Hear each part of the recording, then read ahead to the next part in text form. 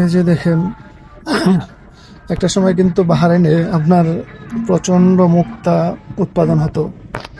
Bahrain কিন্তু মুক্তার দেশও বলে আপনার, মানে আমি কিন্তু তখন মানুষের কাছে শুনতাম যে আসলে বাহরাইন কিভাবে মুক্তার দেশ ছিল।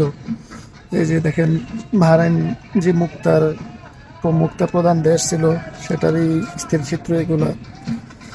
তারা কিভাবে এই আপনার এগুলো হচ্ছে গ্রিল ফিশ করার জন্য।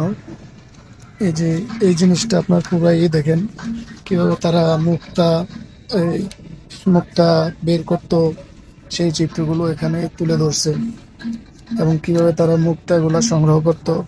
এই যে দেখছেন, বাহরাইন কিন্তু মুক্তার দেশ ছিল। অনেক মানে আপনারা ইতিহাস খুঁজলে এবং ইতিহাস ঘাটলে বুঝতে পারবেন যে বাহরাইন মুক্তার জন্য বিখ্যাত ছিল একটা সময়। যদিও এখন তার কিছুই নেই, সেজন্য এগুলা স্থির চিত্র আকারে ধারণ করে রাখছে। তো সবাই ভালো থাকবেন, আল্লাহ হাফেজ।